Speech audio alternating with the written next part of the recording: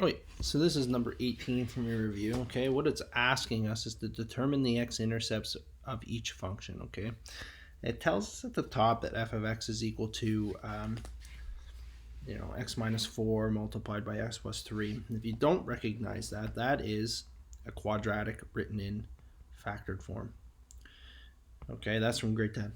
Okay, and as the course goes on, we're going to see more and more instances where the current course content pulls on old content from grade 10 and relates the two together. Okay, so if you're stuck on what factored form did for us, factored form of a quadratic actually tells us or identifies, I suppose is the better word, identifies any x-intercepts specific and what their values are. Okay, so that's good. I'm happy with that. Okay, so what we're going to do here, okay, for part A is just simply asking us for, here's your y equals f of x function. What are the x-intercepts? Well, the x-intercepts can be found by going setting f of x equal to 0. That's by definition what it means. If this is x and this is y, by definition, the x-intercepts have a y value equals 0 for both of them, right? So I'm going to set the function equal to 0, minus 4 times x plus 3. Okay, and then I can go x minus 4 is equal to 0 and x plus 3 equals 0. So x is going to equal positive 4 and x is equal to negative 3. Okay, so I got 4, 0 and negative 3, 0.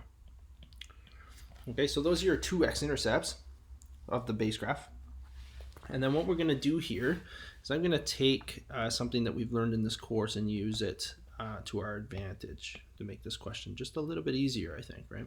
So if I take the mapping statement of each of these functions, right? Mapping statement. Okay. What we're going to say for question B is asking us to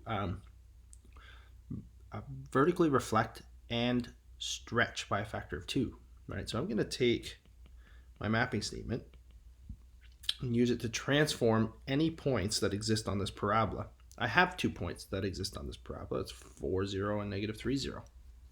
Okay, so what we're going to do is write out what the mapping statement is, and we're going to see that because all of the transformations I see are affecting the y values, right?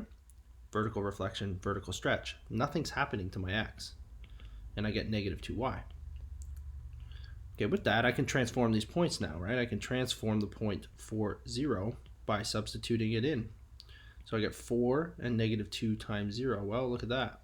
I get the transformation here is the same point. So you might be confused. You're saying, like, why? How could this be? Right? Well, if nothing's being affected in the x direction, then it makes sense that it spits the original x value back out. Okay, and although we had some work being done in the y, because our point was lying on the y-axis, like our vertex of the absolute value graph for the parabola, nothing's happening. Okay, and so under this transformation, we actually just get both original x-intercepts back. Okay, for question C, I'll do the same thing. I'll write the mapping statement, right? We're going to write transform. How is this transforming? Well, in this particular instance, nothing is happening in y this time, right? What's happening? Well, we actually see a horizontal reflection because it's on the inside and a horizontal stretch by a factor of 2. Okay, and nothing's happening to the y's. And so I'm going to transform both these points now, right? Same points as before, but we're going to get different answers, right? Negative 2 times 4 and y would have been 0, sorry. Okay, so we're going to get the point 4, 0 transforms to negative 8, 0. How's that possible? Well, it's possible because we've reflected it horizontally and then stretched it. So you can see that. You can see the reflection and you can see the stretch. And then you can see what happened to it. Okay, and if I transform, so that's your new 1x intercept. And then we can transform negative 3, 0 as well. And we're going to get negative 2 times negative 3 and 0 again. So we're going to get the point negative 3, 0 transforms into 6, 0. So those are your 2x-intercepts for question C. Okay, got one more to do. Question D. Okay, again, use the mapping statement to help you. Okay, it looks like in D, all our stuff, all the transformations I'm seeing are on the inside of the function, right? And so again, nothing's happening to the y because I know everything on the inside of the function affects the horizontal components. Okay, specifically, what do I see? Well, if I wrote out the mapping statement, I'm going to see that the x values are to become negative. That's that negative. So negative x. And then it says that they're going to move left 1.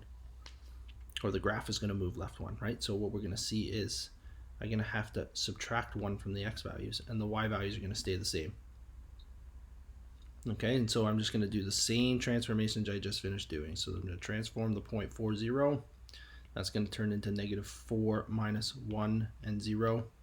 So we're going to transform into negative 5, 0.